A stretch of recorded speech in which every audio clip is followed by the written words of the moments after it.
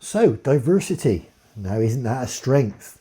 Now, what I'd encourage you to do, because the BBC and ITV failed to report on any of it really, apparently, according to the BBC and ITV, there was a few scuffles in Paris over the last couple of days, and it was down to the PSG Champions League game.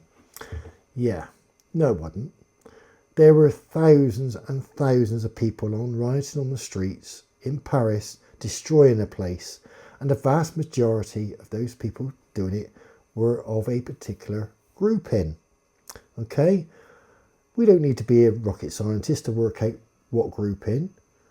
But I don't mean, when I say rocket scientists, I don't mean rocket scientists as in the rocket scientists that come across on these boats that are coming in, all these doctors and nurses and scientists that are coming in to grace our economy. Yeah, Paris was absolutely destroyed overnight. Cars on fire, buildings on fire, looting the shops, looting Foot Locker.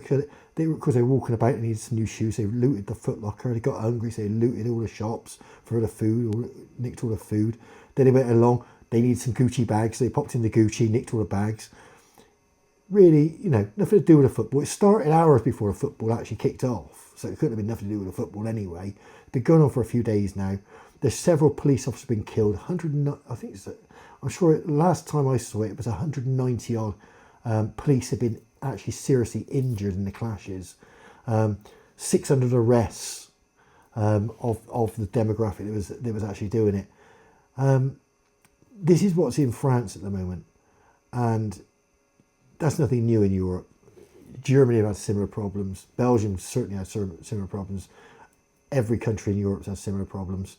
Italy, the mafia actually now go out trying to sort out immigrants on behalf of the Italian government. Obviously not with the knowledge of the Italian government, but the mafia are actually taking their own measures against it now because they're interfering with even with criminal activities, which is quite ironic really.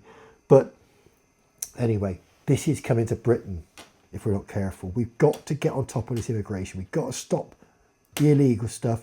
If you want to come in, you sign your name at the door, you let us know who you are, we check you out, and we decide we want to let you in. If we want to let you in, you come in, you've got our every wish in the world for success.